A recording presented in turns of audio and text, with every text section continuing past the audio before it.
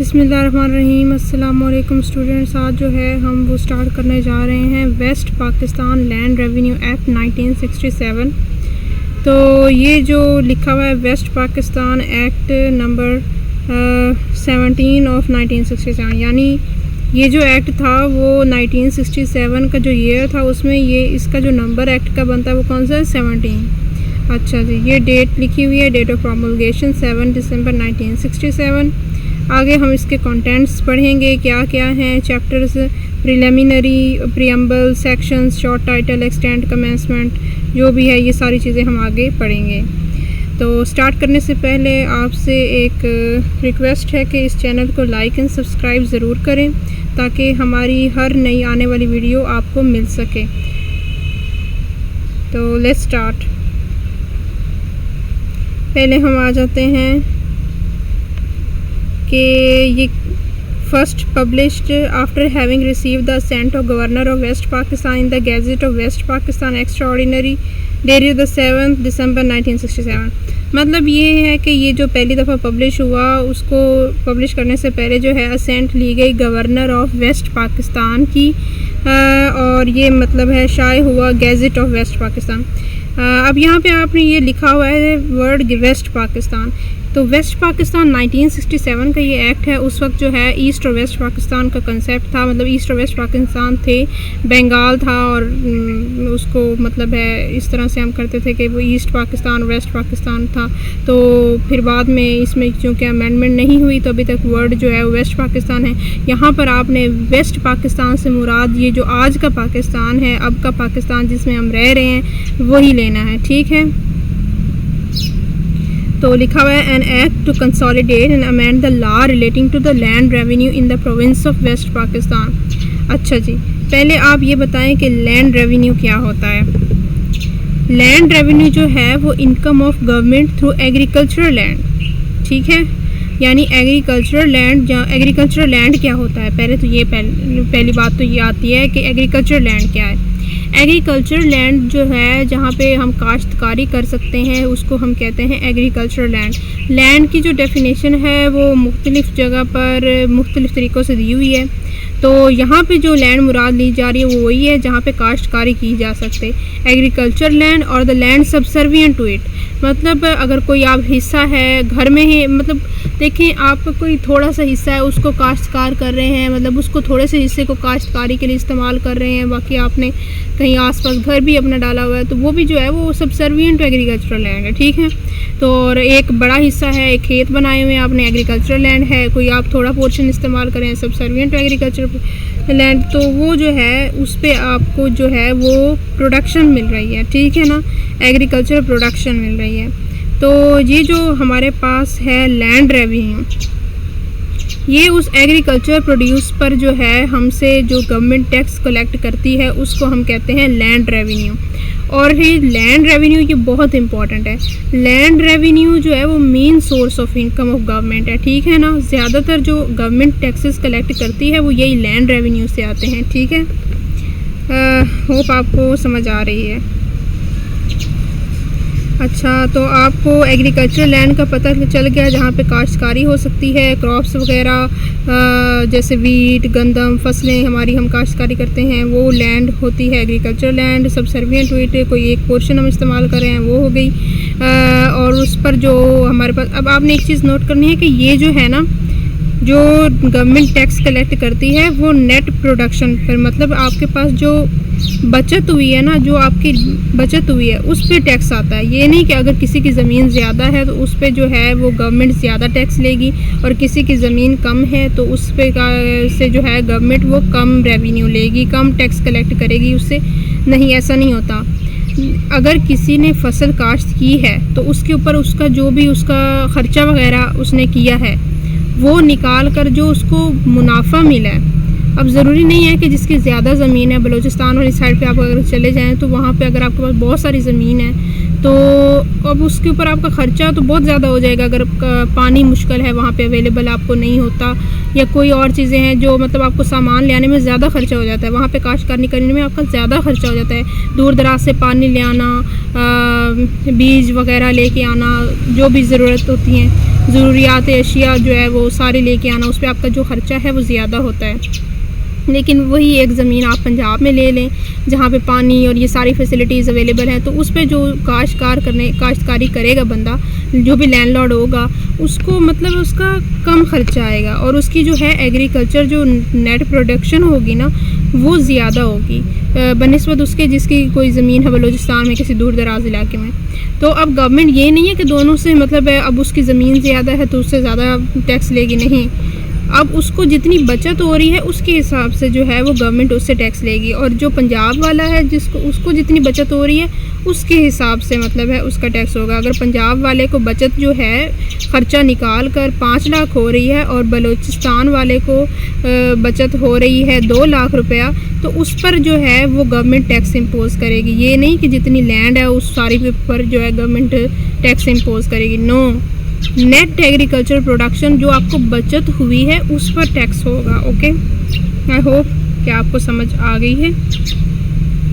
तो ये हमारा है जी एक्ट जो कंसोलिडेट करता है और अमेंड करता है law relating to land revenue in the province of West Pakistan, यानी आज का मौजूदा पाकिस्तान में जो law relating to land revenue है, यानी ये एग्रीकल्चर लैंड पर जो भी रेवेन्यू इकट्ठा करने का लॉ है उसको जो है ये एक्ट जो है उस लॉ को कंसोलिडेट करता है, इकट्ठा करता है और उसमें जो है थोड़ी बहुत ही चेंजिंग ले आता है।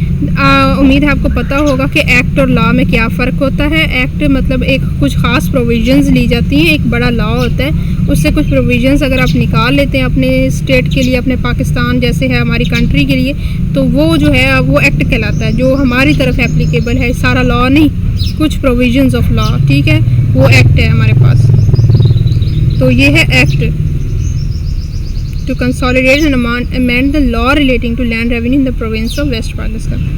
अच्छा, whereas जहाँ पर it is expedient, ये ज़रूरी है, ये देखें, to consolidate and amend the law relating to making and maintenance of record of rights, ये हम पढ़ रहे हैं प्रियम्बल, ठीक है।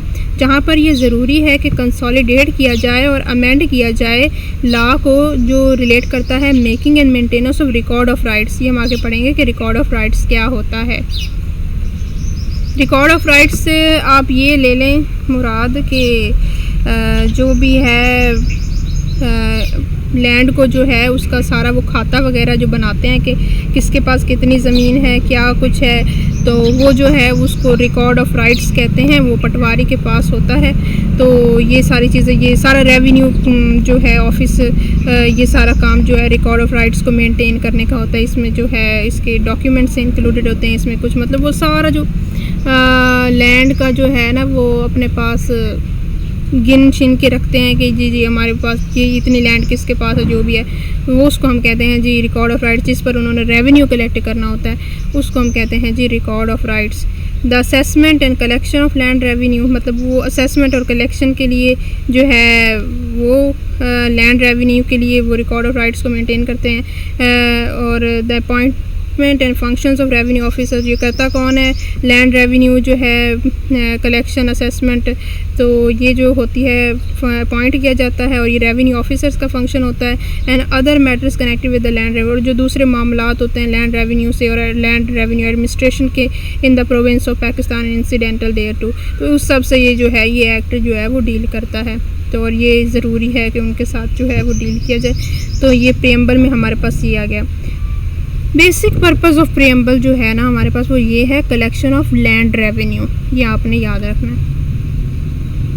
अब चैप्टर 1 है प्रिलिमिनरी, इसमें जो है हमारे पास short title extent and commencement वगैरह आ जाता है। तो पहले क्या है, दिस एक्ट में be called the waste Pakistan land revenue act 1967, इसको हम कहेंगे इस एक्ट को West Pakistan land revenue act 1967। It extends to the whole of province of, यहाँ पे लिखा है प्रोविंस ऑफ खैबर पख्तूनख्वा, ये आपने ये समझना है कि it extends to the whole of West Pakistan, ठीक है। इसकी जो है एक्सटेंशन जो है वो पूरे वेस्ट पाकिस्तान, पूरे पाकिस्तान पर है। इट और एनी, और नंबर 3 जो है वो हमारे पास है, इट और any specified provision thereof shall come into operation in such area or areas and on such date or dates as government may by notification appoint in this behalf, ठीक है। तो जो ये एक्ट है वो provisions, इसकी जो specified provisions ली गई हैं, जो कि मैंने आपको पहले भी बताया कि एक्ट में जो है वो स्पेसिफाइड प्रोविजंस ली जाती हैं लॉ की, वो उस वक्त ऑपरेशन में आएंगी या उस वक्त जो है वो अमल उनका होगा और उस एरिया और एरियाज़ में किया जाएगा जब वो डेट बताई जाएगी गवर्नमेंट के थ्रू। और गवर्नमेंट कैसे बताएगी? गैजेट में पब्लिश कर सकती है, में नोटिफिकेशन दे सकती है, जो भी मतलब है उसको सूटेबल लगे। तो अगला है हमारे पास पावर्स। तो कमेंसमेंट ही समझ आ गई, जब गवर्नमेंट कहेगी कि कमेंसमेंट होगी तब होगी। शॉर्ट टाइटल, इसको शॉर्ट टाइटल क्या है? West Pakistan land revenue Act कहा जाएगा। एक्सटेंट क्या है? पूरे वेस्ट पाकिस्तान पर ये एप्लीकेबल है। होप आपको समझ आ रही है। फिर है power to except any area from provisions unsuited thereto.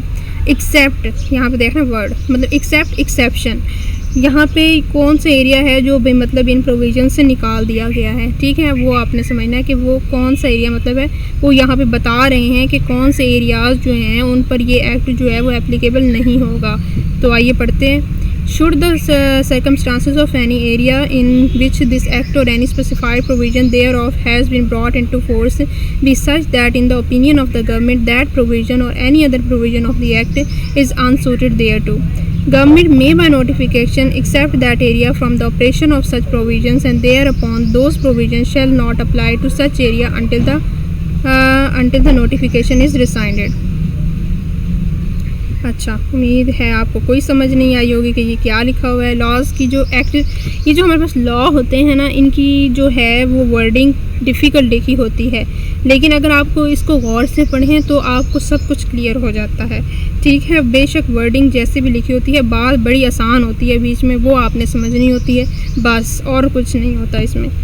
तो कहते हैं कि जी should the circumstances of any area in which this act or any specified provision thereof, कि कोई भी जो स्पेसिफिक एरिया है जहाँ पर ये एक्ट एप्लीकेबल है और एनी स्पेसिफाइड, या कोई स्पेसिफाइड इसकी कुछ भी यानी प्रोविजंस को अप्लाई कर दिया गया, यानी सारा एक्ट नहीं भी, यानी कुछ प्रोविजंस को अप्लाई कर दिया गया, has been brought into force be such that in the opinion of government, भी वो ओपिनियन ऑफ गवर्नमेंट होगा कि यहाँ पर जो ये प्रोविजंस लगेंगी या फिर ये एक्ट एप्लीकेबल होगा या एक्ट एप्लीकेबल नहीं होगा, ये सारी बातें होंगी ओपिनियन ऑफ द गवर्नमेंट के मुताबिक, ठीक है। दैट प्रोविजन और any provisions of this act is unsuited thereto, कि यानी ये प्रोविजंस जो मैंने बताया आपको लगेंगी नहीं लगेंगी, सूट करती हैं नहीं करती हैं इस एरिया पर, ये गवर्नमेंट ऑफ, ये ओपिनियन ऑफ गवर्नमेंट बताएगा। गवर्नमेंट में by notification except that area from, अब जो है वो गवर्नमेंट बाय नोटिफिकेशन जो है वो बता सकती है कि ये जो एरिया है वो हमने क्या कर दिया है, एक्सेप्शन में डाल दिया है, निकाल दिया है from the operation of such provisions, यानी इन जो है प्रोविजंस ऑफ लॉ से या फिर इस एक्ट से जो है वो हमने ये एरिया जो है वो निकाल दिया है और ये वो इस पर ये एप्लीकेबल एक्ट नहीं होगा। और thereupon this those provision shall not apply such area until the notification is rescinded, जब तक ये जो नोटिफिकेशन हमने इशू किया है तब तक, जब तक ये रिसाइंड नहीं हो जाता, जब तक ये नोटिफिकेशन को ख़त्म नहीं हो जाता, जो भी इसके एंड होने की, रिसाइंड होने की डेट है वो ख़त्म नहीं हो जाती, तब तक जो है ये प्रोविजंस इस जगह पर स्पेसिफाइड एरिया पर एप्लीकेबल नहीं होगी। यानी सादा सी बात है कि power to except any area from the provisions unsuited thereto, कि गवर्नमेंट के पास पावर है कि वो जिस एरिया को चाहे वो इस एक्ट से निकाल दे, ठीक हो गया।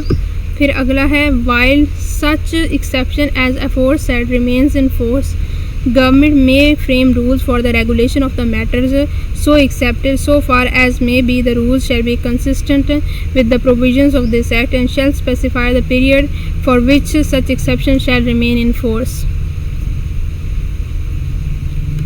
ये फोर्स जो पहले कहा गया, इसका मतलब जो पहले कहा गया while such exception as a force remains in force, जब तक ये जो है एक्सेप्शन के ऊपर अगर गवर्नमेंट ने कोई नोटिफिकेशन के जरिए कहा है कि ये लैंड हम जो है ये एरिया हम एक्सक्लूड करते हैं, वो एक्सेप्शन जो हैं वो इन फोर्स रहेंगी। गवर्नमेंट में frame rules for the regulation of the matter so accepted, तो गवर्नमेंट जो है वो अलहदा से कोई रूल्स भी बना सकती है कि जो हमने ये जो एरिया निकाल दिया है इस एक्ट की एप्लीकेशन से, उसके लिए हम रूल्स कुछ बना देते हैं, ठीक है। So far as may be the rules shall be consistent with the provisions of this act and shall specify the period for which such exception shall remain, और वही वो रूल्स ये भी बता देंगे कब तक कंसिस्टेंट रहेंगे और कौन सी डेट तक ये एप्लीकेबल होंगे, for which such exception shall remain in force। और जब तक जो है ये एक्सेप्शन जो गवर्नमेंट ने दी है वो कब तक, जब तक वो इन्फोर्स रहेगी एक्सेप्शन, तब तक ये रूल्स एप्लीकेबल होंगे। ठीक है, फिर आगे आ जाता है exclusion of certain land from operation of this act.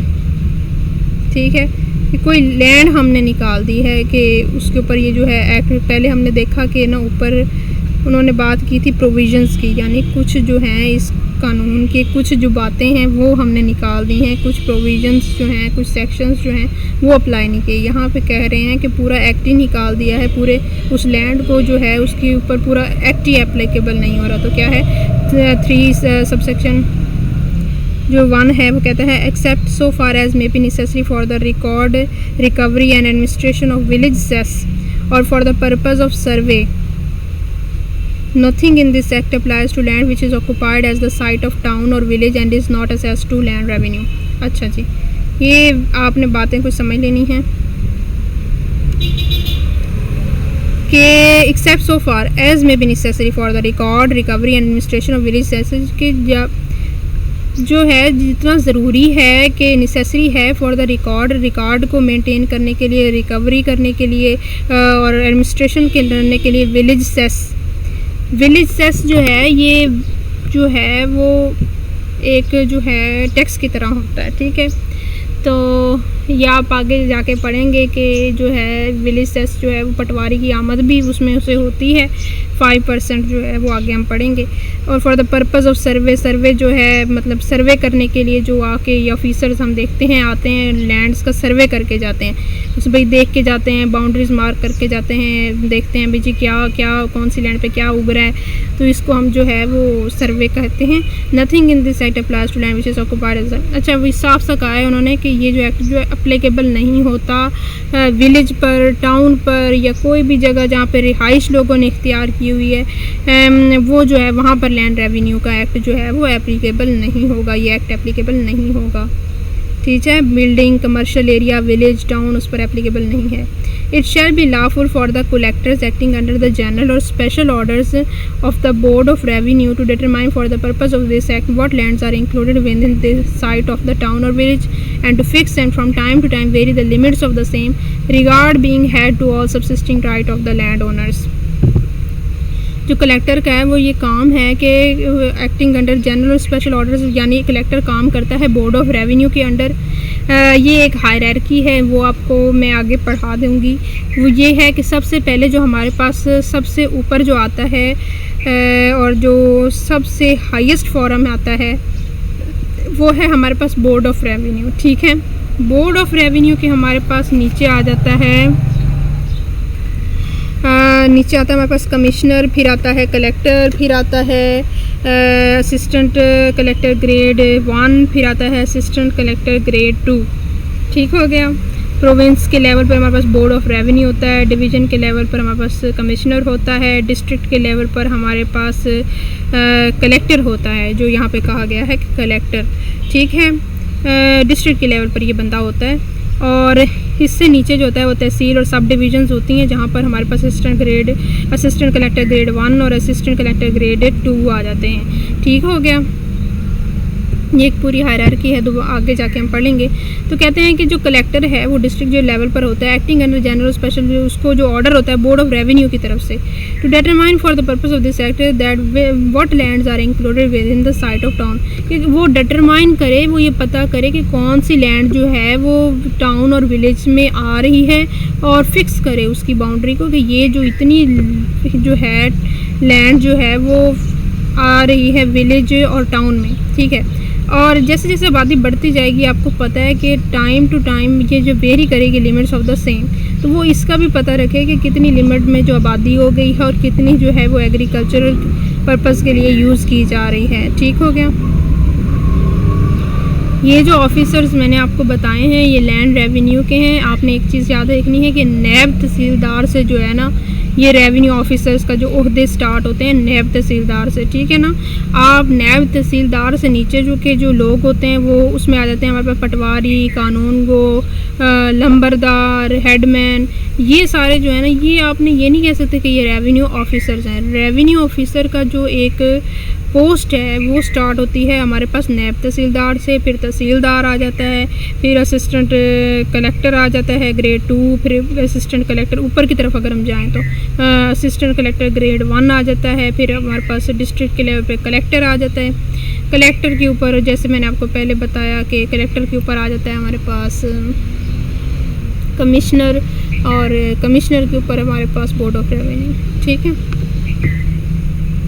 In this act unless there is anything repugnant. अब डेफिनेशंस का ये हमारे पास स्टार्ट हो रहे हैं। अब आप डेफिनेशंस पढ़ेंगे। इसके एक्ट में जो भाई वर्ड्स इस्तेमाल किए गए हैं और स्पेसिफिक टर्म्स हैं उनके मतलब क्या हैं। In this act unless there is anything repugnant in the subject of the context. ठीक है, फिर पहली डेफिनेशन है agriculture year means the year commencing on the first day of July or on such other date as the board of revenue with previous approval of government may by notification appoint for any specified area.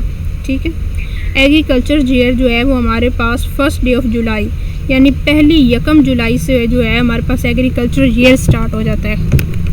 ठीक हो गया, और ये ख़त्म कब होगा?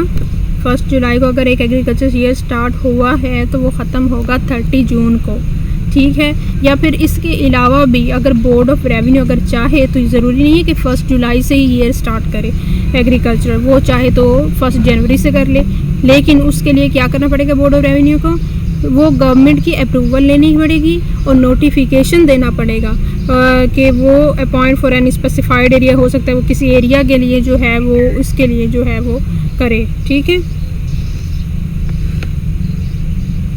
यानी government के अप्रूवल से वो डेट वेरी कर सकती है बोर्ड ऑफ रेवेन्यू, लेकिन जो अमूमन चलता है वो 1 जुलाई से 30 जून तक। अच्छा, आगे आता है arrears of land revenue means land revenue which remains unpaid after the date on which it becomes payable. अब आपके पास बिल आता होगा घर में, बिजली का बिल, उस पर लिखा होता है एरियार्स। एरियार्स का क्या मतलब होता है? बकाया जात। अब बकाया जात ऑफ लैंड रेवेन्यू वो क्या होगा जी कि किसी ने देना था बकाया जात, लैंड वो डिफ़ॉल्ट कर गया, मींस लैंड रेवेन्यू उसने पे नहीं किया, अनपेड हो गया। जब हम देखें, आपको पता है पे नहीं करते टाइम पर बिल वगैरह या इसी तरह से लैंड रेवेन्यू नहीं पे करते तो वो हम क्या हो जाते हैं? डिफ़ॉल्टर हो जाते हैं। इसमें इधर भी ऐसे ही होता है। इधर में आप 7 में पढ़ेंगे defaulter means a person liable for an arrear of land revenue and includes a person who is responsible as a surety for the payment of the arrear. यानी जो श्योरिटी है और जिसने डिफ़ॉल्ट किया है तो उसको हम क्या कहते हैं? डिफ़ॉल्टर। तो एरियार्स ऑफ लैंड रेवेन्यू जो पे नहीं करता टाइम पर उसको हम डिफ़ॉल्टर कहते हैं,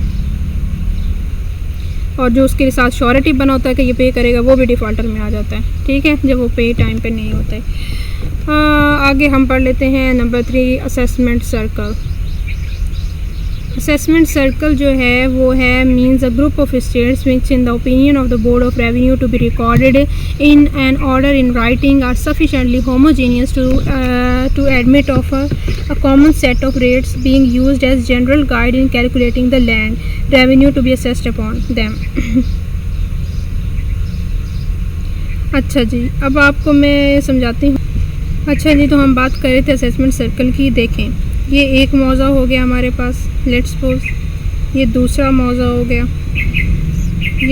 ये तीसरा मौज़ा हो गया और ये चौथा। ठीक हो गया। इसमें जो है वो लैंड है, किसी की ऐसे है, किसी की ऐसे है, किसी की ऐसे है, ऐसे ऐसे। अमूमन जो है ना पटवारी जो है लाइनें सीधी रखते हैं, कोशिश करते हैं कि ज़्यादा से ज़्यादा जो है वो लैंड सीधी मार्क की जाए ताकि असेसमेंट में आसानी हो। अच्छा जी, अब आप देखें,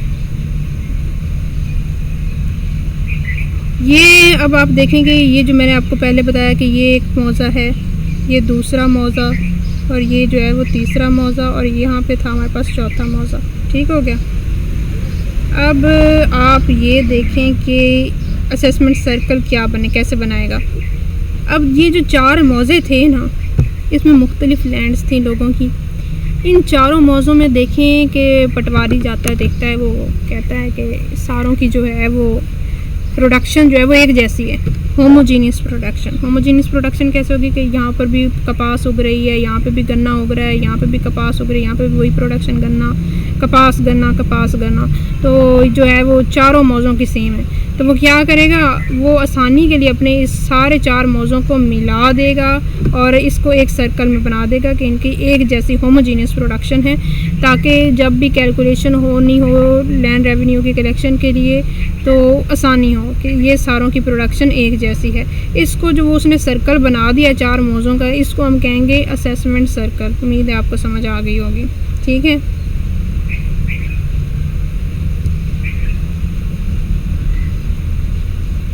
तो assessment circle means a group of states which in the opinion of the Board of Revenue to be recorded in an order in writing are sufficiently homogeneous, वो यानी sufficiently एक जैसी हैं to admit of a common set of rates being used as a general guide in calculating the land revenue to be assessed upon them। यानी उनके ऊपर एक जैसा रेट लगा देंगे, उनको आसानी होगी लैंड रेवेन्यू कैलकुलेट करने में, तो असेस करने में। तो उसके लिए जो है वो हम बना लेते हैं असेसमेंट सर्कल। कौन, हम नहीं बनाते, सॉरी, जो भी है वो रेवेन्यू का अफसर होगा उस स्टेट्स को मिलाकर वो एक असेसमेंट सर्कल बना देगा, ठीक है।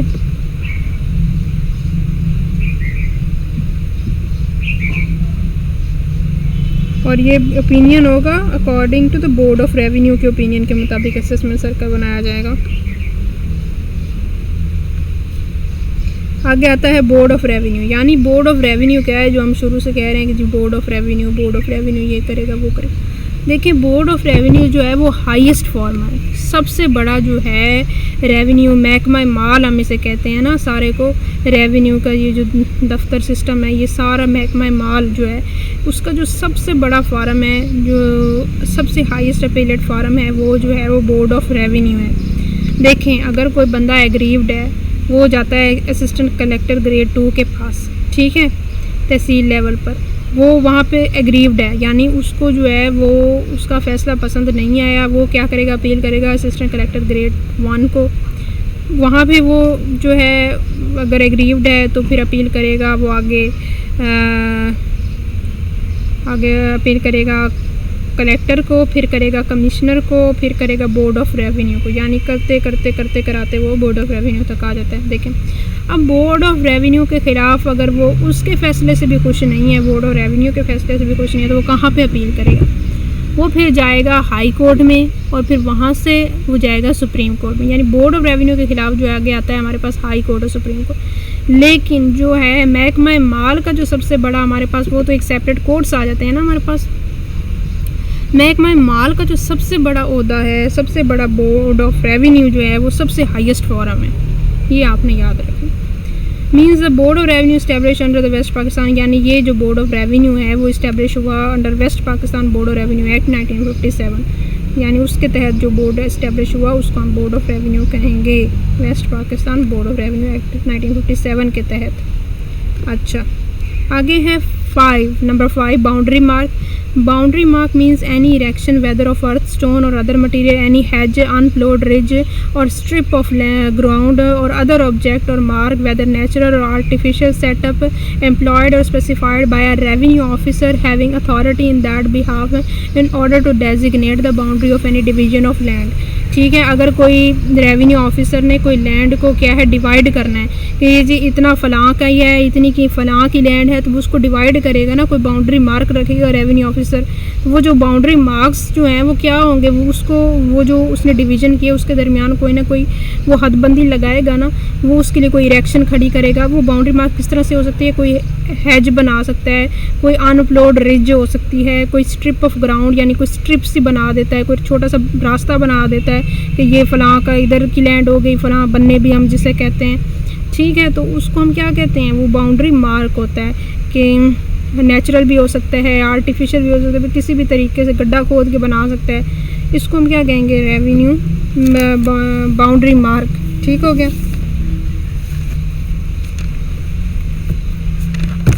आगे जो है हम पढ़ते हैं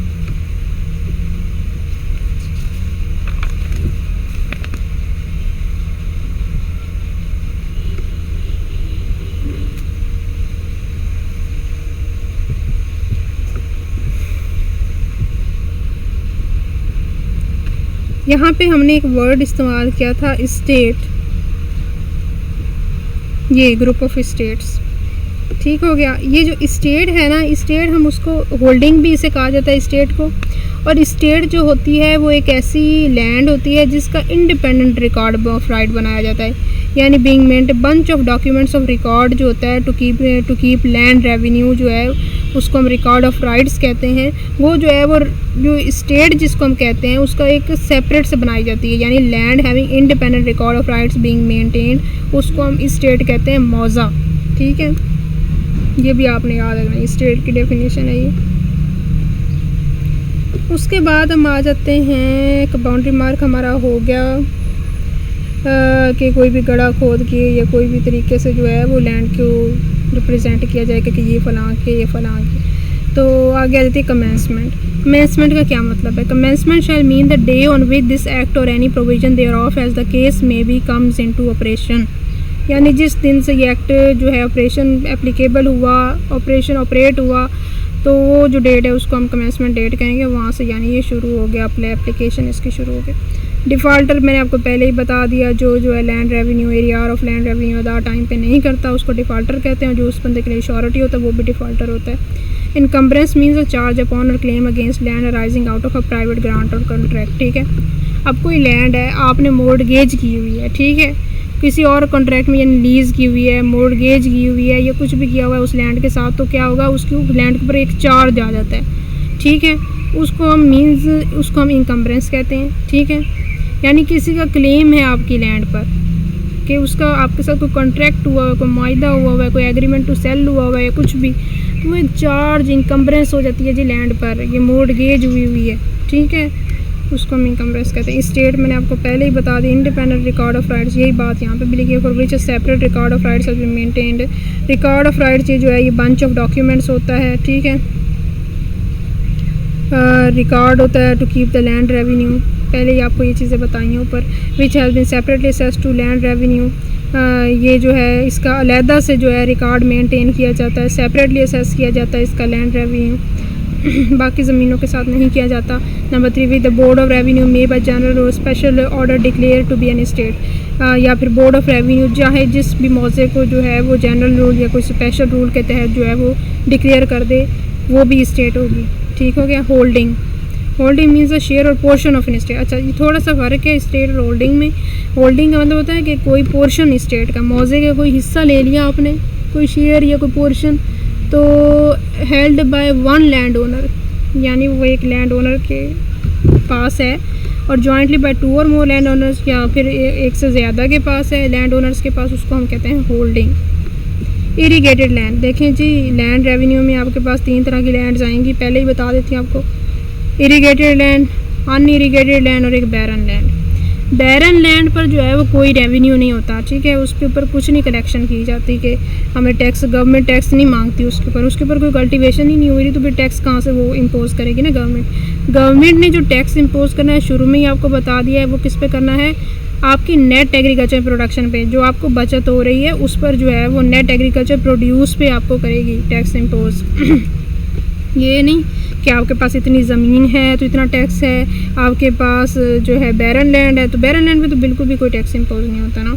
इरीगेटेड लैंड जी वो होती है जो इरीगेट की जाती है बाय कनाल, ट्यूबवेल, वेल, जलार, करेज, स्प्रिंग और बाय एनी अदर आर्टिफिशियल, यानी कोई भी आर्टिफिशियल मीन से आप किसी लैंड को इरीगेट कर रहे हैं, पानी दे रहे हैं और उससे जो है वो उसकी पैदावार हो रही है, तो वो आर्टिफिशियल मीन से जो की जा रही है वो इरीगेटेड लैंड कहलाएगी। जैसे आप ट्यूबवेल लगा देते हैं अपने खेत में, तो वेल यानी कोई वेल लगा देते हैं, या कुछ भी जलार है, स्प्रिंग है, कोई भी आर्टिफिशियल मीन हो सकता है कानून को। और यहाँ पे अनइरीगेटेड लैंड भी बता दूँ, अनइरीगेटेड लैंड में हम स्पेशली जो है वो कहते हैं कि अनइरीगेटेड लैंड जो है दरिया के पानी से मतलब उसकी फसल होती है।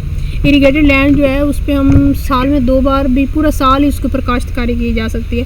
अनइरीगेटेड लैंड में हो सकता है कि एक ही साल में एक बार भी, यानी फ्लड आया तो साल में एक बार आएगा तो जी इसकी काश्तकारी इस लैंड की हो जाएगी, यानी पानी इस लैंड को मिल जाएगा और इसके ऊपर काश्तकारी हो जाएगी। या कोई दरिया का पानी का बहाव आता है जिससे वो इरीगेशन पॉसिबल होती है, तो वो उसको हम कहेंगे अनइरीगेटेड लैंड। बैरन लैंड जहाँ पे कहीं से कुछ नहीं पानी वगैरह आता तो वो बैरन है। बंजर ज़मीन बैरन। आगे आ जाता है हमारे पास कानून को, shall be deem to include a supervision tappedar. ठीक है। इसको सुपरवाइजरी टप्पेदार कहा जाता है जी। कान को भी कहीं पे कहा जाता है, कानून को भी कहा जाता है। तो देखें जी, ये कोई रेवेन्यू अफसर नहीं है, ये बात आपने याद रखी। ये आप सुपरविजन टप्पेदार कह सकते हैं, ये सुपरवाइज करता है। ये वर्ड होता है, एक टप्पेदार इस्तेमाल होता है पटवारियों में आम तौर पर। तो जो है उसको कहते हैं हम कानून को। और पहले ही बताया आपको कि जो रेवेन्यू ऑफिसर की जो पोस्ट है वो कहाँ से स्टार्ट होती है, नैब तहसीलदार से। ये कानून को हो, हेडमैन हो, विलेज ऑफिसर हो, पटवारी हो, लंबरदार हो, ये चीज़ें हम आगे पढ़ेंगे। वो जो है वो रेवेन्यू अफसर नहीं है, वो नहीं कहलाएंगे, ठीक है ना। नैब तहसीलदार से ऊपर हम जाते जाएंगे, तहसीलदार, collector, commissioner, board of revenue, ठीक है। ये सारे जो हैं ये महकमा माल के अफसर कहलाते हैं। अच्छा जी, लैंडलॉर्ड। अब एक चीज़ आप देखें कि यहाँ पे लैंडलॉर्ड का लफ्ज़ आया। एक होता है लैंड ओनर, ये लैंड ओनर, ठीक है। ये लैंडलॉर्ड और लैंड ओनर में क्या फ़र्क होता है ये आज आप समझेंगे, ठीक है।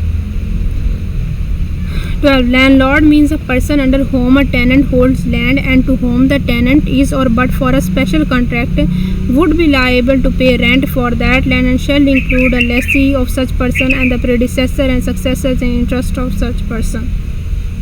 यानी जो बंदा काश्तकारी करेगा या जो है वो टेनेंसी होल्ड करता है किसी लैंड की, या उसने कोई स्पेशल कॉन्ट्रैक्ट के तहत जो है वो काश्तकारी की हुई है या करवाई हुई है, would be liable to pay rent for the land. तो उसको उस लैंड का जो है रेंट देना पड़ेगा। किसको देना पड़ेगा? गवर्नमेंट को देना पड़ेगा यार। ये जो है ना हमारे पास लैंड रेवेन्यू, इसको मुख्तलिफ़ तरह से डिफ़ाइन किया जाएगा। कहीं पे आप कहेंगे rent imposed by the government on the land, ठीक है, तो वो भी लैंड रेवेन्यू है।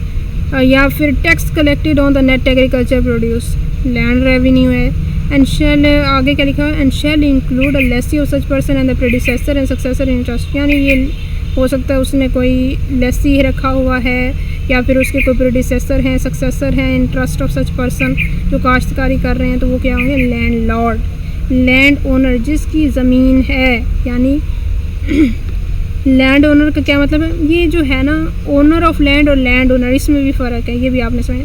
लैंड ओनर वो होता है जो मतलब है जिसके पास उस लैंड की इस वक्त पोजेसन है। पढ़ लेते हैं डेफिनेशन हम। Land owner includes a person to whom a holding has been transfer or instead or holding has been let in farm under this act for the recovery of an arrear of land revenue or of a sum of recoverable as such an arrear and any other person who is in possession of an estate or any share or portion of thereof or in enjoyment of any part of the profits of an estate but does not include a tenant, ठीक है। यानी tenant जो है वो कभी land owner नहीं हो सकता, ठीक है। इसके अलावा आपने किसी को ज़मीन दी हुई है तो आपने 10 साल के लीज़ पर दे दी है, या अपनी कोई हिस्टेट और होल्डिंग जो है वो आपने जो है वो दे दी है लैंड रेवेन्यू कलेक्ट करने के लिए किसी को, ठीक है।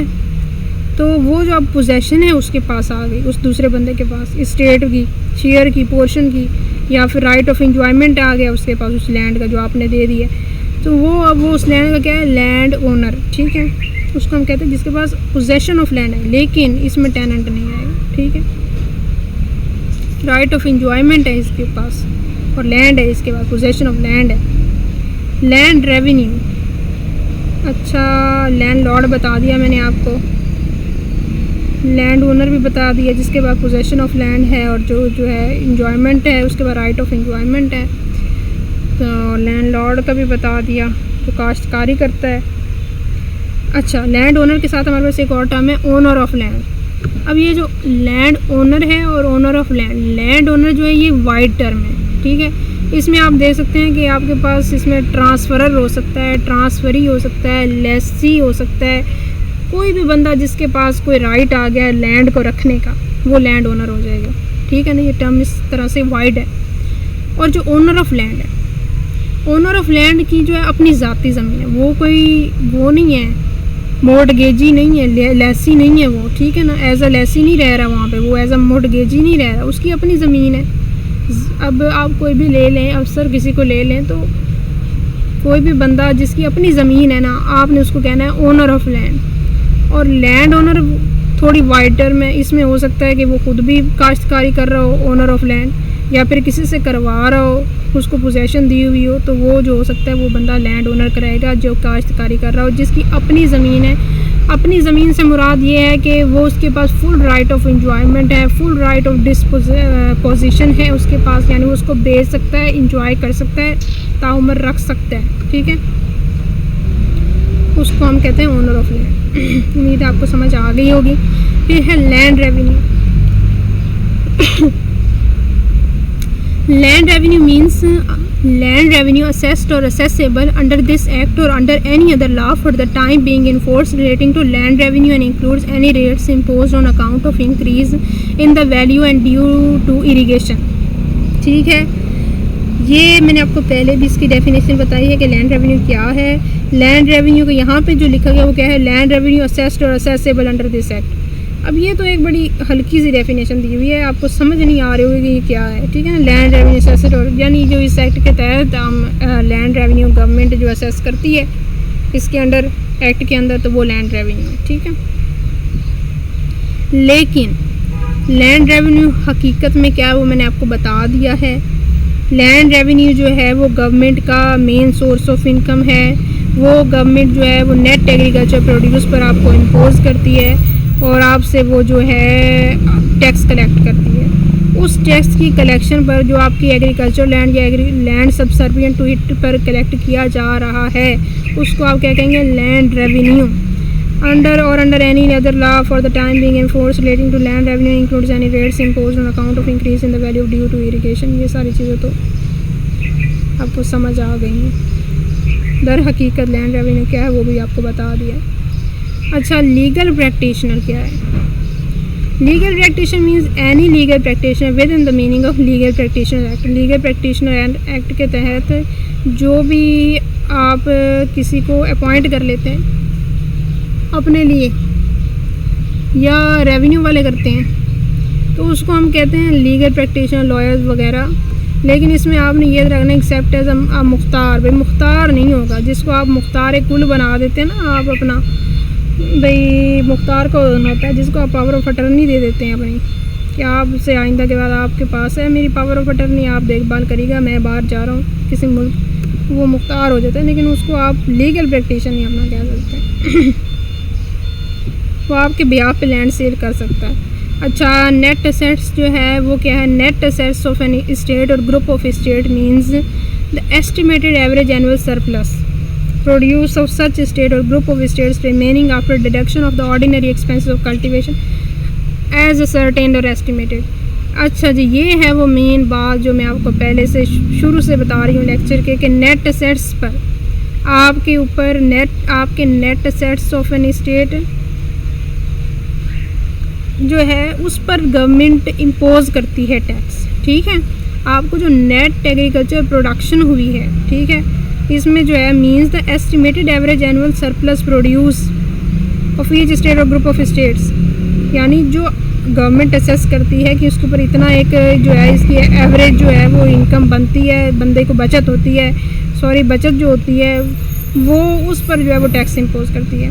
लेकिन उसमें से क्या निकाल देती है? Deduction of ordinary expense of cultivation certain और एस्टिमेटेड, यानी जो आपका ऊपर खर्चा हुआ है वो निकाल कर जो आपको बचत होती है उसके ऊपर गवर्नमेंट टैक्स इम्पोज करती है।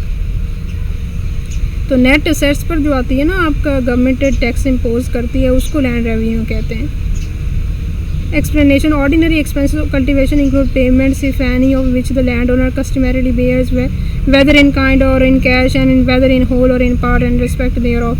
अब ऑर्डिनरी एक्सपेंसेस जो भी बंदे का भाई फार्मर का खर्चा आया है उस लैंड के ऊपर वो क्या क्या हो सकता है? वाटर रेट्स के लिए maintenance of means of irrigation हो सकता है, मेंटेनेंस ऑफ एम्बैंकमेंट्स जो उसकी मेंटेनेंस के लिए हो सकता है, सप्लाई ऑफ सीड के लिए, supply of manure, improved implements of husbandry, concession with regard to fodder, special abatements made for the fail or bad harvest, cost of collection of rent, allowance for shortage in collection of rent, interest charges payable in respect to advances made in cash free of interest to tenants for the purpose of cultivation cultivation, आगे wages or customary dues pay to village auxiliaries, यानी जो आपने किसान वगैरह ऊपर रखे हुए थे काम करने के लिए खेत में, whose products or labor are utilized for the purpose of cultivation and harvesting, and the share that would be retainable by a tenant if the land were let to tenant paying rent whether in cash or in kind, और यानी अगर आपने tenancy पर दी हुई थी तो tenant का share जो है वो आप दे देंगे, वो आपको उसको देना पड़ेगा at the normal rate actually prevalent in the state or group of states.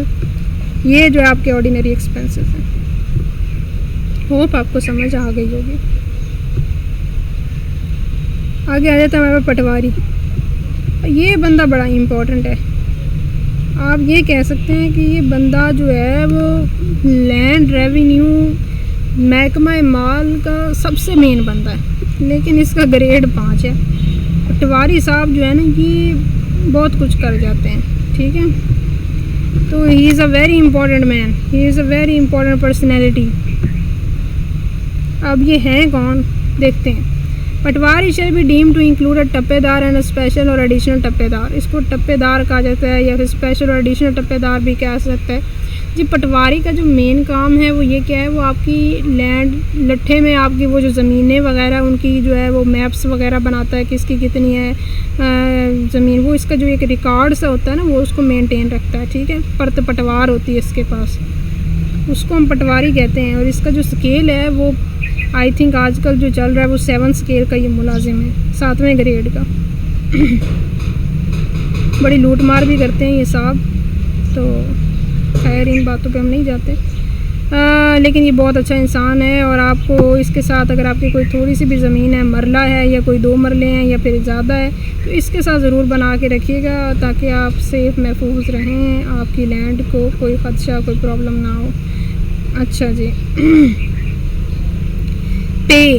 पे क्या है जी। Pay with its grammatical variations and cognate expressions includes when used with reference to rent, deliver and render with their grammatical variations and cognate expressions.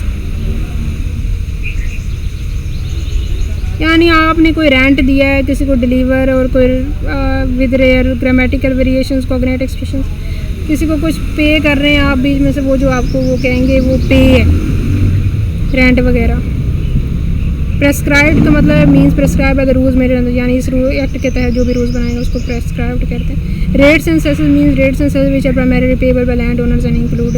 Land owners जो हैं वो जो पे करते हैं ना उसको हम कहते हैं रेट्स और सेसेस, मतलब हर लैंड के मुताबिक, और जो है वो गवर्नमेंट खुद ही असेस करके बताती है कि इसका इतना रेट, इसका इतना सेस इम्पोज होगा, टैक्स वगैरह।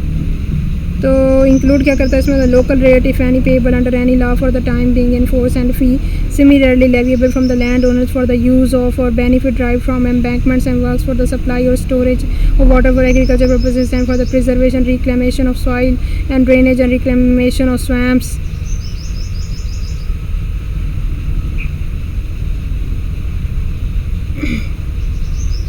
यानी ये वो जो है हमने क्या पढ़ा, रेट्स एंड सेसेस।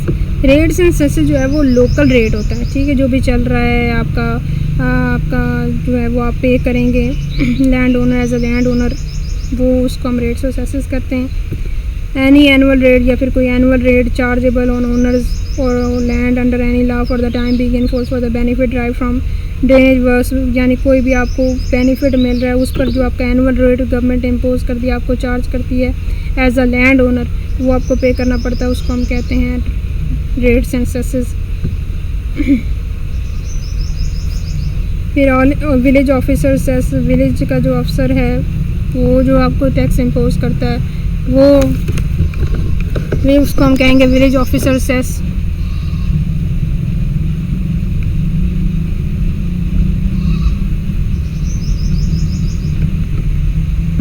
विलेज ऑफिसर जो है वो हमारे पास हो सकता है कोई भी, कौन हो सकता है, लंबरदार वो कहते हैं विलेज अफसर। विलेज अफसर जो है पटवारी भी हो सकता है, तो जो भी रेवेन्यू अफसर उसको अपॉइंट करेगा जिस बंदे को, वो होगा जी विलेज ऑफिसर। विलेज ऑफिसर की जो पेमेंट होती है वो 5% होती है, तो 5% सेस उसको दिया जा सकता है, ये आगे हम पढ़ेंगे। Any sum payable on account of village expenses, और कोई भी सम जो है वो विलेज की अखराजात के लिए जो क्या है पेएबल होता है वो। Rent means Rent means whatever is payable to landlord in money or kind by a tenant and on account of use or occupation of land held by him, but shall not include any cess or other contribution or due or any free personal service.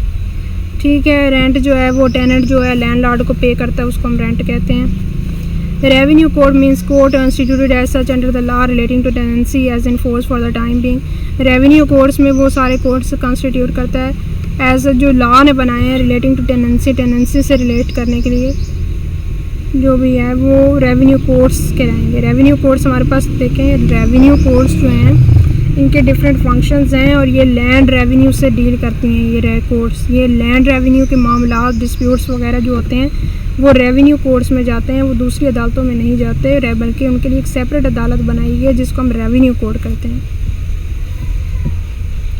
Revenue officer means a revenue officer having authority under this act to discharge the function of revenue officer. जो भी इस act के तहत अफसर बनाया गया उसको हम रेवेन्यू ऑफिसर कहेंगे। Service delivery centre means the service delivery centre establish by the board of revenue to update or amend land record through digitise process and provided digitise land records to general public. ये तो बहुत simple सी बात लिखी हुई है कि जो भी बोर्ड ऑफ रेवेन्यू पे बनाएगा सर्विस डिलीवरी सेंटर वो अपडेट करेगा रिकॉर्ड को, डिजिटलाइज बनाएगा रिकॉर्ड, वो सर्विस डिलीवरी सेंटर है। Service delivery centre official means an official who provide services in the service delivery centre. जो भी ऑफिशियल उसमें वो सर्विसेज प्रोवाइड कर रहा है उस सेंटर में उसको सर्विस डिलीवरी सेंटर ऑफिशियल कहेंगे। उसके बाद survey mark means any mark setup by the department of survey of Pakistan. Survey mark मतलब कोई भी हदबंदी जो है वो सर्वे करने के बाद जो इंस्पेक्शन अफसर आते हैं वो लैंड पर लगा जाते हैं मार्क्स, उसको हम कहते हैं सर्वे मार्क। सर्वे नंबर क्या है? खसरा नंबर भी इसको कहा जाता है। सर्वे नंबर और khasra number means a portion of land of which area is separately entered under an indicative number in the record of right. यानी एक सेपरेट तरीके से जो है एक नंबर लगा दिया जाता है सर्वे नंबर, और ये सर्वे नंबर कभी चेंज नहीं होता। ये जो एक दफ़ा इंस्पेक्शन होने के बाद लगा दिया जाता है, सर्वे ऑफिसर्स करके लगा जाते हैं, उसको हम कहते हैं खसरा नंबर। ये आपका हमेशा सेम ही रहता है रिकॉर्ड ऑफ राइट्स में, और ये सेपरेटली एंटर हुआ होता है। Tenant means a person who holds the land under another person and is or but for special contract would be liable to pay rent for that land to the other person and includes the predecessors and successors in interest of such person but does not include a mortgage। ठीक है, tenant का मतलब ये है कि जो भी बंदा जो है वो लैंड को होल्ड कर रहा है किसी और पर्सन के अंडर, ठीक है, एंड इज और but for special contract would be liable to pay rent, और वो रेंट पे करेगा